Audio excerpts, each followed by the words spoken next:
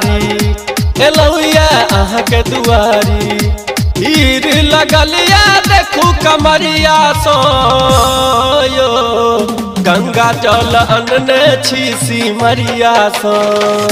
यो बिनती सुनु त्रिपुरारी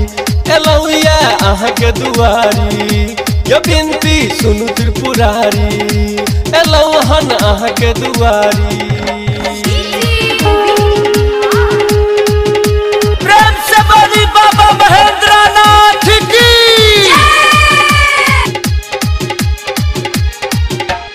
जल उठेलो बाबा ध्यान लगा कर एलो शिव रात में कामर सजा कर जल उठेलो बाबा ध्यान लगा कर एलो शिव रात में कामर सजा कर दर्शन के न जायब नहीं दुआरिया सो यो गंगा जल अनने छी सिमरिया सो बिनती सुनु त्रिपुरारी एलौया अहाँ के दुआरी यो बिनती सुनु त्रिपुरारी एलौया अहाँ के दुआरी।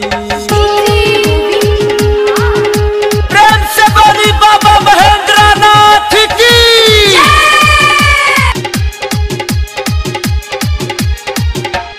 भोलू के बार बाबा दियो ने सहारा हर हर महादेव के लगबै छी नारा भोलू के बार बाबा दियो ने सहारा हर हर महादेव के लगबै छी नारा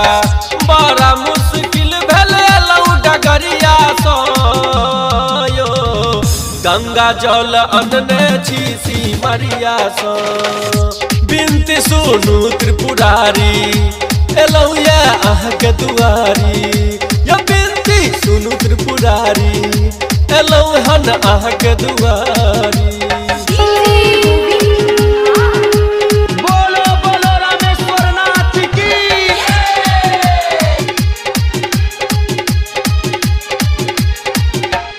कहे रमेश बाबा घूम कने जेबै बाबा गंगनेश्वर के जल चढ़ेबै